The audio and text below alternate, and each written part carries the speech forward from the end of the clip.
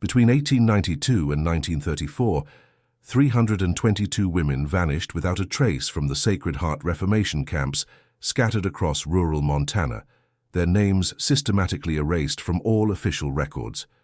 The disappearances followed a disturbing pattern. Each woman had been marked for spiritual correction in handwritten ledgers found decades later in a... Their final entries contained identical phrases: "Subject requires permanent purification," and "Doctrine fulfilled." Most disturbing were the medical notes describing experimental procedures performed without anesthesia, documented alongside sketches of surgical instruments and anatomical diagrams that bore no resemblance to standard medical practices of... The Sacred Heart Reformation movement emerged in 1889 as a beacon of hope for families struggling with what Victorian society deemed wayward daughters. Founded by Reverend Marcus Thornfield in the copper mining town of Hawthorne Creek, Montana, the organization promised to transform rebellious young women into model Christian wives through and moral instruction. Thornfield arrived in Montana with impeccable credentials. A graduate of Yale Divinity School, he had served congregations in Connecticut and Massachusetts before receiving what he called divine guidance to establish his mission in the Western Territories. Local newspapers praised his eloquent sermons and his dedication to saving lost souls from the corrupting influences of modern society. The first Sacred Heart camp opened on a sprawling ranch 30 miles outside Hawthorne Creek. Families from across the region sent their daughters to what was advertised as a spiritual retreat for moral reformation. The camp's brochures featured pastoral images of young women tending gardens, attending chapel services, and learning domestic skills in well-appointed classrooms. Parents paid substantial fees for their daughters' enrollment, often borrowing money or selling property to afford the program. Letters from camp administrators assured families that their daughters were thriving under careful... These communications, written on official letterhead, described daily activities, spiritual progress, and character improvements in... The camp's reputation grew rapidly throughout the 1890s. Testimonials from supposedly reformed graduates appeared in religious publications across the country. These young women spoke of finding peace through Thornfield's teachings and gratitude for their transformation from rebellious daughters to devoted Christians ready for marriage and motherhood. By 1895, Sacred Heart operated 4 camps across Montana, each housing between 50 and 80 young women, aged 16 to 25. The organization established a formal board of directors that included prominent businessmen, church leaders, and politicians from Helena and Billings. Their endorsement lent additional credibility to Thornfield's expanding operation. The camps maintained strict policies regarding outside contact. Parents received monthly progress reports, but were discouraged from visiting, as such disruptions allegedly interfered with the spiritual reformation process. This isolation was presented as necessary for breaking the bonds of worldly attachment that had led to their daughters' wayward behavior. Thornfield's theology emphasized complete submission to divine authority as interpreted through his teaching. He preached that women's natural inclination towards sin required constant vigilance and correction. His sermons, recorded in detailed transcripts found years later, described elaborate hierarchies of moral purity and the necessity of extreme measures to achieve. The Reverend's charismatic personality attracted devoted followers among the camp staff. Former seminary students, displaced ministers, and women who claimed to have been saved by his methods formed the core administration. They wore distinctive white robes during religious ceremonies and carried leather-bound journals where they recorded observations about each resident's spiritual progress. Local communities viewed the camps as valuable institutions that provided employment and brought moral stability to the region. The organization donated generously to churches and civic projects, sponsoring town festivals and supporting local businesses. Thornfield's public appearances at community events reinforced his image as a compassionate reformer dedicated to family values. The camp's daily schedules, as described in promotional materials, included morning prayers, biblical study, domestic training, agricultural work, and evening reflection sessions. Residents supposedly learned cooking, sewing, childcare, and household management, alongside intensive religious instruction designed to reshape their character and priorities. Medical care was provided by Dr. Eleanor Whitmore, a physician who had trained at the Women's Medical College of Pennsylvania. Her presence lent scientific credibility to the Reformation process, and her published articles in religious journals described innovative treatments for what she termed spiritual maladies manifesting as physical symptoms. The organization maintained detailed records of creating elaborate case files that tracked behavioral changes, spiritual development, and readiness for reintegration into society. These documents, written in clinical language, described various stages of reformation and the specific interventions required for different types of moral corruption. Sacred Heart's success stories became legendary throughout the region. Young women who had supposedly completed the program returned home as transformed individuals, crediting Thornfield's methods with saving them from lives of sin and degradation. Their testimonials appeared in newspapers and religious publications, inspiring other families to seek similar help for their troubled daughters. The camp's influence extended beyond individual reformation to what Thornfield called social purification. He argued that removing morally corrupted women from society would prevent the spread of sinful behavior and create stronger communities. This philosophy resonated with Victorian anxieties about changing gender roles and social stability. By the turn of the century, Sacred Heart had processed over 800 young women through its Reformation programs. The organization's annual reports boasted of successful marriages, devoted motherhood, and spiritual transformations that benefited entire communities. These statistics, presented with religious authority and scientific precision, convinced skeptics of the program's effectiveness. The camps operated with remarkable consistency across all locations. Identical daily schedules, standardized religious instruction, and uniform disciplinary procedures created what administrators called systematic spiritual rehabilitation.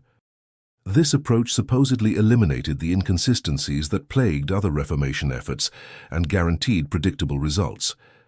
Thornfield's vision expanded beyond Montana as requests arrived from families across the western states. Plans developed for additional camps in Colorado and Wyoming, with detailed blueprints that replicated the Montana facility's layout and operational procedures. The organization's growth seemed limitless as its reputation spread throughout religious communities nationwide. The Sacred Heart Reformation movement represented the pinnacle of religious institutional authority in late 19th century America. Its combination of spiritual conviction, scientific methodology, and social respectability created an organization that few questioned and many admired. The camps had become essential fixtures in their communities, trusted with society's most precious responsibility, the moral education of its daughters. This reputation would prove to be both the organization's greatest strength and its most effective shield against the growing number of disturbing questions that careful observers had begun to ask about what actually happened behind the camp's carefully maintained facades. The first signs of trouble emerged not from the camps themselves, but from the families who waited for their daughters to return home. By 1896, a pattern had begun to form that would take years for anyone to recognize: the gradual cessation of correspondence from young women who had supposedly been reformed. Margaret Hensley, a seamstress from Butte, had sent her 18-year-old daughter Catherine to Sacred Heart after the girl was caught reading forbidden novels and expressing interest in attending college. For the first 6 months, Catherine's letters arrived punctually every 2 weeks, describing her daily activities and expressing gratitude for the spiritual guidance she was receiving. The letters followed a remarkably similar structure and tone. Catherine wrote about morning prayers, domestic lessons, and evening reflections with language that seemed oddly formal for a girl who had previously written with casual affection. Her handwriting appeared different as well, more controlled and precise than the flowing script Margaret remembered from her daughter's previous correspondence. In March 1897, Catherine's letters stopped arriving altogether. When Margaret wrote to inquire about the silence, administrators responded that Catherine had entered an advanced stage of spiritual development that required complete focus on internal reflection. Outside correspondence, they explained, would interfere with this delicate process. Similar explanations reached families across Montana and neighboring states. Parents were told their daughters had progressed to intensive spiritual retreats within the camps, programs so demanding that external communication was forbidden. These advanced students were preparing for what administrators called final transformation, a process that could take anywhere from 6 months to 2 years. James Morrison, a physician from Helena whose daughter Emma had been at Sacred Heart for 18 months, became the first parent to demand direct contact with his child. His medical training made him skeptical of explanations that seemed to contradict basic human psychological needs. In his correspondence with camp administrators, Morrison insisted that prolonged isolation could harm his daughter's mental health. The response from Sacred Heart was swift and uncompromising. Reverend Thornfield himself wrote to Morrison, explaining that parental interference represented exactly the kind of worldly attachment that had corrupted Emma in the first place. The letter included detailed theological arguments about the necessity of breaking family bonds to achieve true spiritual purity. Morrison's attempts to visit the camp were rebuffed, with explanations that unexpected arrivals could trigger dangerous relapses in residents who had achieved fragile spiritual progress. Administrators offered to arrange carefully supervised visits at specific times, but these appointments were repeatedly postponed due to various emergencies and spiritual crises that required immediate attention. The pattern of vanishing correspondence spread beyond individual families to entire communities. In the mining town of Anaconda, 3 families had sent daughters to Sacred Heart within the same month. All 3 young women had initially written regularly before their letters stopped simultaneously in the fall of 1897. When the families compared their experiences, they discovered identical explanations from camp administrators. Local postmasters began to notice the peculiar flow of mail to and from Sacred Heart facilities. Letters arrived regularly for camp administrators and staff, but outgoing correspondence from residents had dwindled to almost nothing. This observation might have raised suspicions, but the camp's reputation for strict discipline made such restrictions seem reasonable to most observers. Thomas Brennan, sheriff of Granite County, received his first complaint about Sacred Heart in early 1898. The mother of 19-year-old Alice Reeves claimed her daughter had vanished from the camp without explanation. Administrators insisted Alice had completed her reformation and been placed with a Christian family in Oregon as a domestic servant, but refused to provide specific details about it.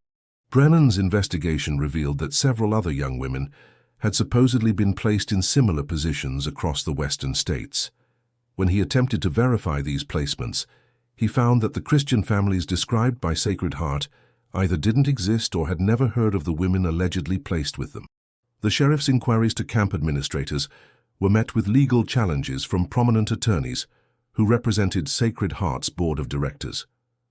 These lawyers argued that Brennan lacked jurisdiction over private religious institutions and that his investigation violated the constitutional separation of church and state. Local judges, many of whom had connections to board members, dismissed most of Brennan's requests for search warrants. Dr. Eleanor Whitmore began publishing increasingly detailed articles about the medical aspects of spiritual reformation during this period. Her writings described complex psychological conditions that required extended treatment in control. According to Whitmore, some residents developed what she termed reformation-resistant syndrome, a condition that necessitated complete isolation from external influences. These medical explanations provided scientific justification for the camp's restrictive policies. Whitmore's credentials and professional language convinced many skeptics that the unusual practices at Sacred Heart were based on cutting-edge understanding of female psychology and spiritual development. The flow of new residents to the camps continued despite growing concerns from some families. Thornfield's reputation remained largely intact, and his public appearances continued to draw large, enthusiastic. His sermons during this period emphasized the necessity of sacrifice in achieving spiritual transformation, preparing his followers for the complete surrender required by his methods. Camp employees who left Sacred Heart's service began appearing in nearby towns, but their accounts of life within the facilities varied dramatically. Some described the camps as demanding but spiritually rewarding environments, where young women learned valuable life skills. Others hinted at more troubling practices without providing specific details, claiming they had signed agreements that prevented them from discussing their experiences. The most disturbing reports came from Sarah Mitchell, a former kitchen worker who fled Sacred Heart in the middle of the night during winter 1898. Mitchell appeared at the sheriff's office with frostbitten fingers and incoherent stories about screaming in the night, and young women who seemed to disappear from their dormitories without explanation. Mitchell's account included descriptions of underground areas beneath the main camp buildings, where residents were supposedly taken for intensive spiritual counseling. She claimed to have heard sounds of distress from these basement areas, but had been forbidden from entering them. When pressed for details, Mitchell became increasingly agitated and eventually recanted much of her testimony. The former employee's withdrawal of her statements coincided with her sudden acquisition of a substantial sum of money that allowed her to relocate to California. Mitchell's sister later reported that Sarah had received threatening visits from men claiming to represent Sacred Heart's legal team, though no formal charges were ever filed. By 1899, the number of families reporting missing daughters had grown to over 40. These reports came from across the region, but they shared common elements: young women who had stopped writing, explanations about advanced spiritual development, and claims that the missing residents had been placed in positions elsewhere without family notification. Local newspapers began to take notice of the pattern, but their coverage remained largely sympathetic to Sacred Heart. The camp's financial contributions to local communities and their board members' influence over advertising revenues ensured that most reporting focused on the organization's charitable work rather than the growing number of concerning incidents. The few journalists who attempted to investigate more thoroughly found their access severely limited. Sacred Heart's attorneys threatened lawsuits against publications that printed unsubstantiated allegations against the camps. Several reporters who had been preparing critical articles suddenly abandoned their investigations after receiving visits from private investigators hired by the organization. The conspiracy of silence surrounding Sacred Heart had become nearly complete by the dawn of the new century. Families with missing daughters found themselves isolated and dismissed as unstable parents who couldn't accept their children's spiritual transformation. The camps continued to operate with full community support, their reputation for moral reformation intact, despite the mounting evidence that something far more sinister was occurring within their carefully guarded boundaries. This wall of institutional protection would prove nearly impenetrable, allowing the true horror of Sacred Heart's operations to continue for decades, while those who sought answers found only closed doors and official denials. The first crack in Sacred Heart's facade came from an unexpected source: a tuberculosis outbreak that forced health officials to inspect the camps in March 1901. Dr. Samuel Hayes, the Territorial Health Commissioner, arrived at the main facility with a team of medical personnel expecting to find standard dormitory conditions and basic sanitation protocols. What Hayes discovered in the basement levels would haunt him for the remainder of his life. His official report, buried in territorial archives for 30 years, described cells measuring 4 feet by 6 feet, each containing a narrow wooden platform and a metal bucket.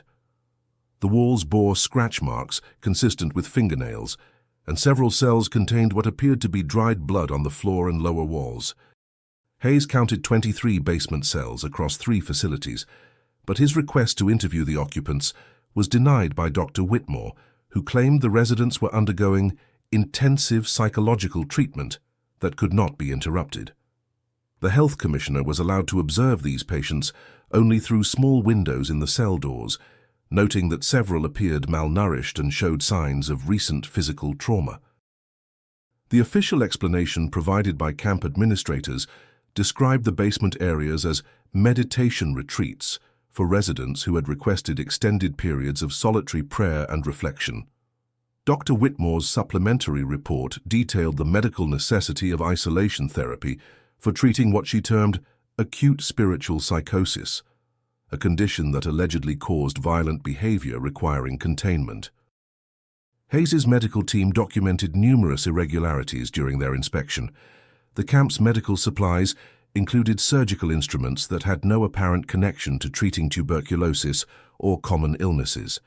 Several residents they examined showed evidence of unexplained surgical procedures, including small incisions on their scalps and unusual scarring patterns on their limbs. When Hayes questioned Dr. Whitmore about these findings, she produced detailed medical charts describing experimental treatments for moral degeneracy syndrome. According to her documentation, certain residents required surgical intervention to correct physical abnormalities that supposedly caused their behavioral problems. These procedures, she claimed, were based on the latest advances in neurological science. The health inspection also revealed significant discrepancies in the camp's population records. Official enrollment documents listed 147 current residents across all facilities, but Hayes's team could account for only 93 women during their visit. When questioned about the missing residents, administrators provided a list of those who had supposedly been transferred to other facilities or placed in domestic service positions.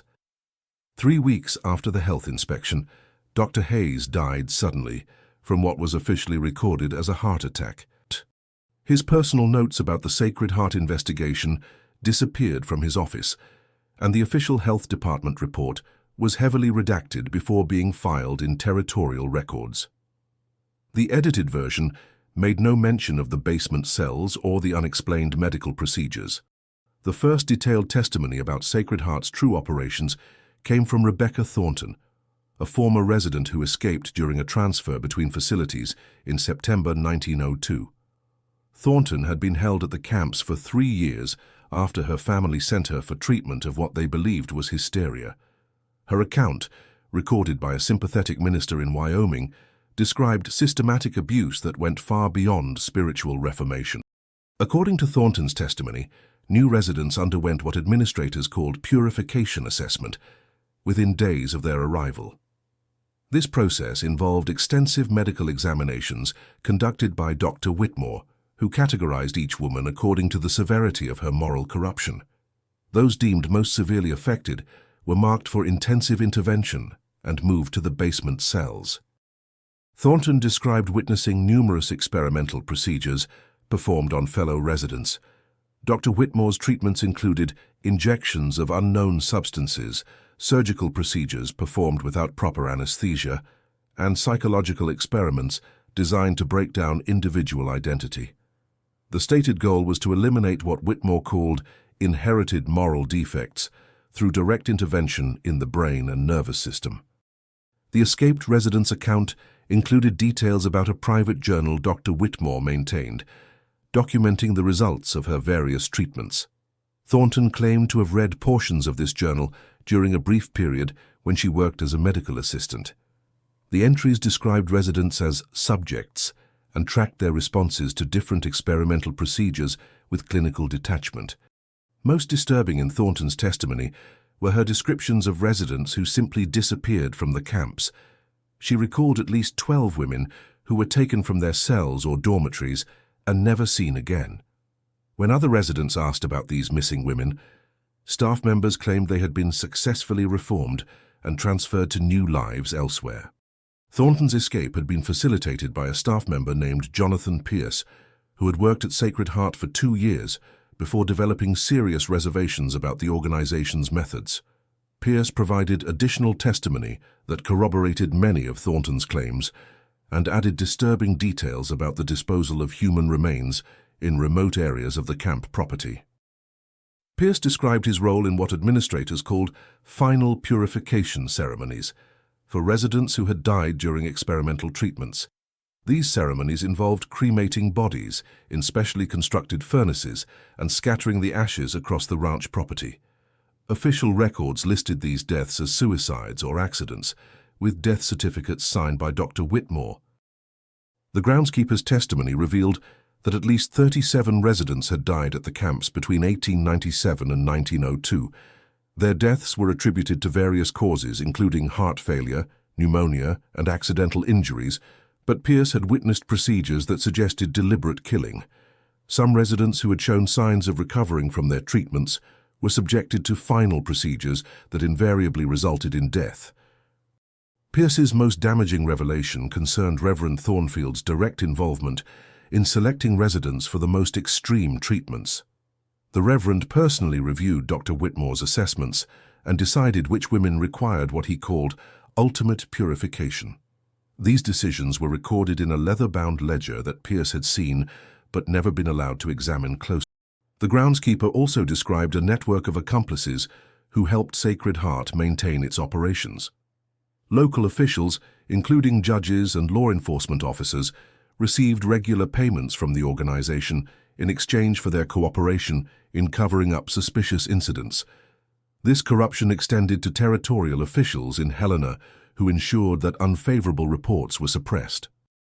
Armed with testimonies from Thornton and Pierce, federal marshals finally obtained warrants to search the Sacred Heart facilities in January 1903. However, their raid found the camps largely abandoned, with only a handful of staff members and fewer than 20 residents remaining. The basement cells had been hastily cleaned and most of the medical equipment had been removed. The few residents found during the raid appeared to be in the early stages of their reformation programs and provided testimonies that supported the organization's official version of events. They described Sacred Heart as a demanding but beneficial program that had helped them overcome moral and spiritual problems. None of them had knowledge of the more extreme treatments described by Thornton and Pierce. Reverend Thornfield and Dr. Whitmore had disappeared several weeks before the federal raid, along with most of the camp's records and equipment.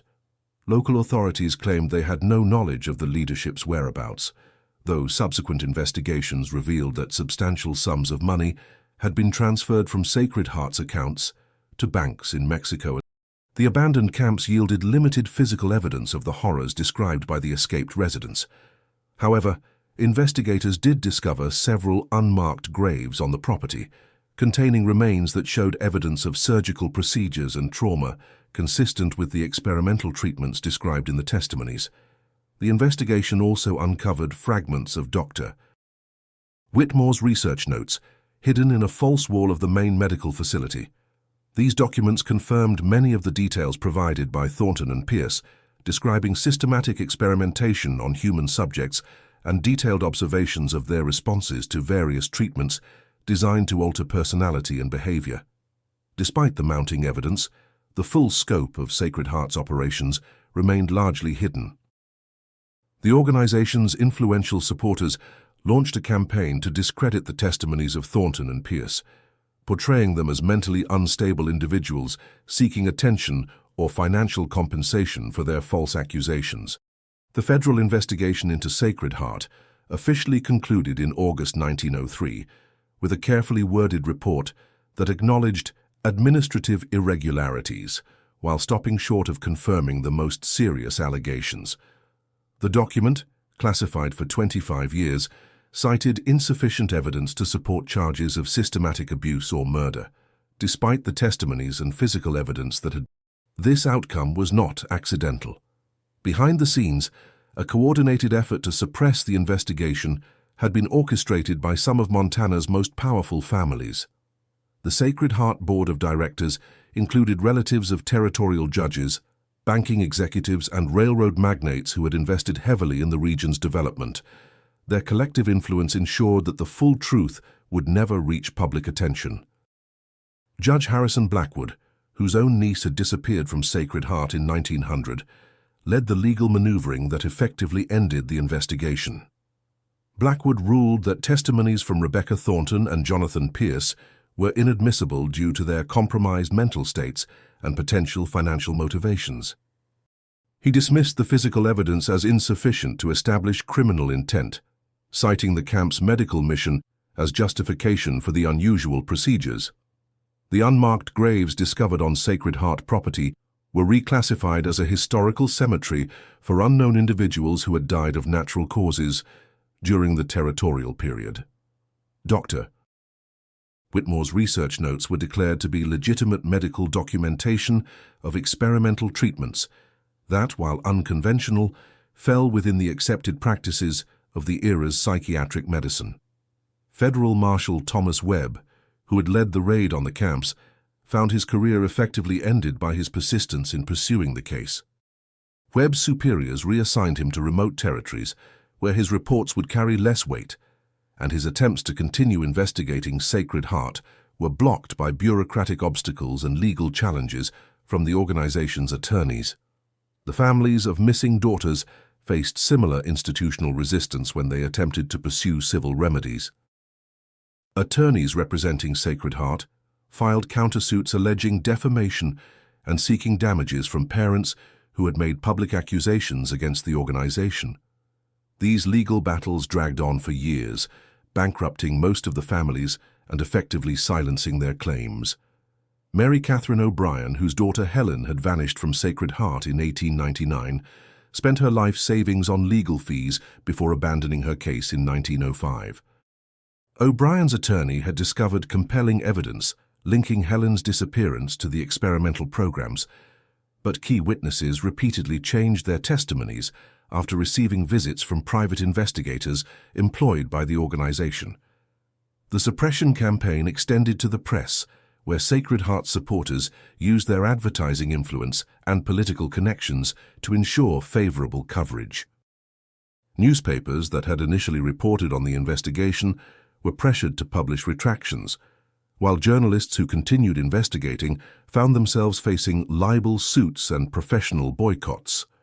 Samuel Morrison, a reporter for the Helena Independent, who had spent months documenting the missing women cases, was arrested on fabricated charges of public intoxication just days before his exposé was scheduled to publish. The charges were eventually dropped, but Morrison's editors used the incident as justification to kill his story and transfer him to cover agricultural news in rural counties. The territorial government's response to the Sacred Heart scandal established a pattern of institutional denial that would persist for decades. Official reports acknowledged that some irregularities had occurred, but attributed them to the challenges of operating remote facilities during a difficult historical period. The broader questions about systematic abuse and murder were dismissed as products of hysteria and anti-religious sentiment. Dr. Eleanor Whitmore's medical research, despite its horrific applications, influenced psychiatric practices throughout the early 20th century. Her published papers on moral degeneracy syndrome and reformation resistance became standard references in medical schools, contributing to treatments that would later be recognized as torture. Whitmore herself disappeared permanently, but her theoretical framework lived on in institutional psychiatry. The physical infrastructure of Sacred Heart was systematically destroyed in the years following the investigation. The basement cells were filled with concrete. The medical facilities were demolished, and the main buildings were converted to conventional ranch operations. This deliberate obliteration of evidence made future investigations impossible, while creating an official narrative of normal agricultural use. Local communities that had supported Sacred Heart maintained their silence through a combination of shame, complicity, and economic interest. Many residents had profited from the camp's operations, either directly through employment or indirectly through the organization's contributions to local businesses. Acknowledging the truth would have meant admitting their role in enabling systematic horror. The survivors of Sacred Heart's operations faced a lifetime of isolation and disbelief. Rebecca Thornton spent years attempting to find other escapees and survivors, but most had been so traumatized by their experiences that they refused to speak publicly.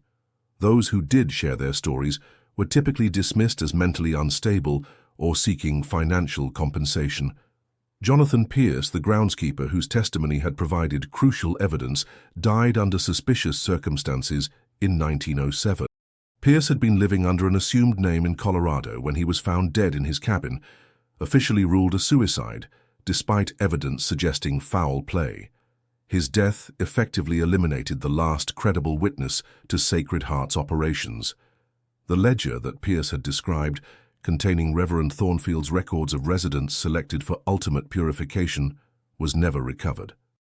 Federal investigators believed it had been destroyed, along with most of the organization's documentation, though rumors persisted for decades that certain records had been preserved by surviving board members as insurance against future exposure.